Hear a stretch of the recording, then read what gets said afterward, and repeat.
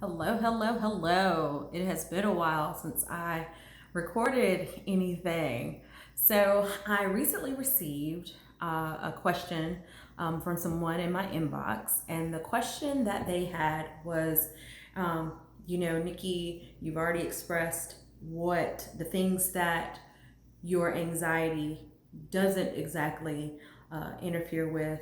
Are there any things that your anxiety or panic disorder prevent you from doing? And my response to that would be my panic disorder doesn't prevent me from doing anything per se. Does it interfere with some things? Yes. And you might be surprised by some of the things that my panic disorder and anxiety interfere with. The first thing that came to mind when I read the question was going to the hair salon. That is a very difficult thing for me to do, for the simple fact that depending on what you're getting done, like, see, for instance, I got some color in probably a month or so ago. Those things take time, and those are processes that once they're in place, you can't necessarily stop in the middle of those processes. And so I feel trapped. And so I really have to mentally be prepared to go to the hair salon. Now, mind you, the hair salon that I go to, they have an awesome environment. It's a beautiful environment. It's very inviting. It's soothing, but I still, feel some kind of way when I go.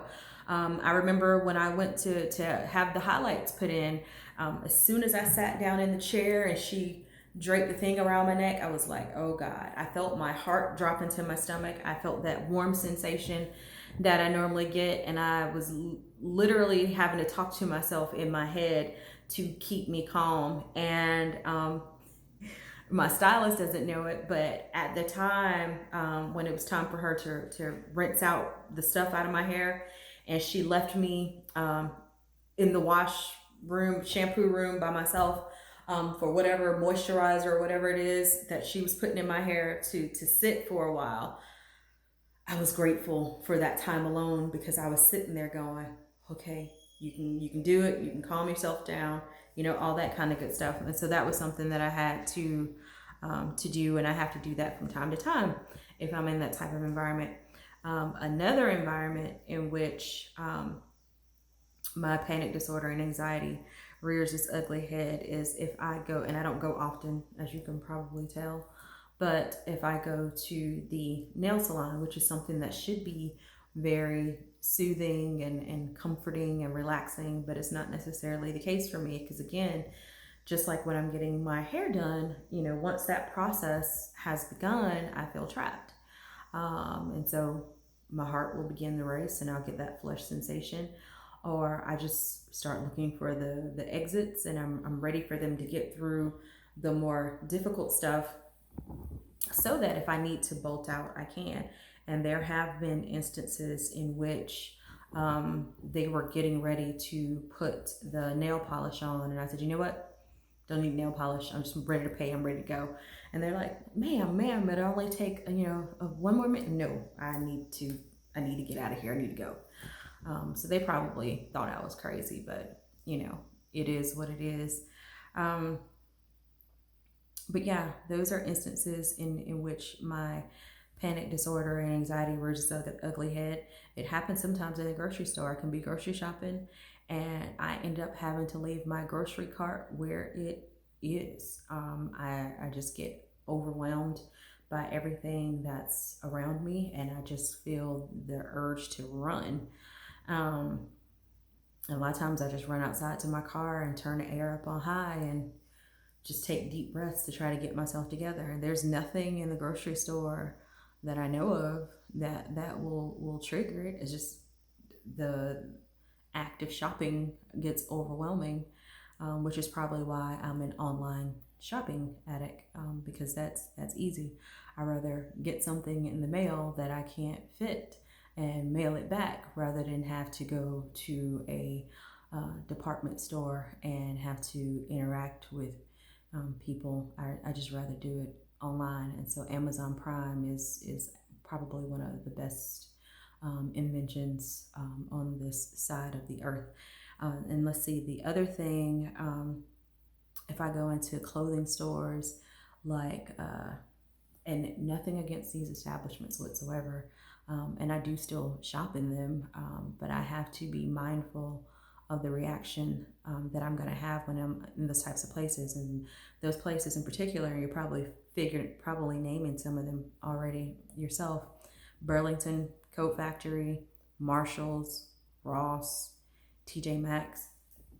Because to me, a lot of those stores have no rhyme or reason whatsoever. It becomes a bit much and it becomes a tad overwhelming. And so I will find myself in the middle of shopping in those places, and I'll just abandon my purchase and just say, screw it. And I'd rather go online and see if those things are available on Amazon. So, but yeah, those are the main instances in which my panic disorder and anxiety really takes a hold of me. So it would be hair salon, when I go get my nails done, sometimes when I'm grocery shopping, and if I'm in clothing stores that really don't have an organized layout. Those are the types of things that can trigger it. And it just helps to be mindful of those types of things, because you can try to kind of mentally prepare yourself. And from time to time, I'll push myself and I'll force myself to go into those environments just to see how long, I could last, or if I can actually stay in there for beyond a certain period of time. I went into Ross the day before yesterday, and I was probably in there 5 minutes, and I got lightheaded, and I could hear the whooshing sound in my ear, and start feeling pressure in my head, and I knew what was happening. And I actually just went and sat down, collected myself, and pushed forward a little bit. But after another 3 minutes or so, it just got to be too much, and so I left. And that's fine. I knew it was happening. I knew it was a possibility that it would occur. And even though from time to time I try to push myself, I also know when to tap out. And that was one of those instances in which I needed to tap out. So I encourage you to push yourself when and if you can, but not to the point where you have an attack and you break down, and then you end up with something like agoraphobia and fear going back into those places altogether. So that's all I have to say about that. So remember, it's okay not to be okay, and I will be chatting with you guys again soon. Thanks.